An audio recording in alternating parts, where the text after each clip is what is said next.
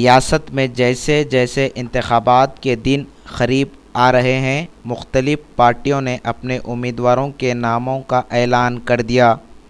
Kalapatthar police station के inspector Khwaja Moinuddin, जो कि आज़ाद कांग्रेस पार्टी से हैदराबाद के मेंबर ऑफ पार्लियामेंट के लिए उम्मीदवार 2014 के इंतखाबात में हिस्सा लेंगे, आज उन्होंने मक्का मस्जिद में नमाज जुम्मा अदा की।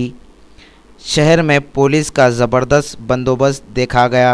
साउथ जोन के deputy commissioner of police S Tripathi, additional deputy commissioner police Baburao, Charminar के assistant commissioner police Venkat Narsaiah, joint commissioner of police special branch Malla Reddy के अलावा दीगर पुलिस के ओहदेदार मौजूद थे।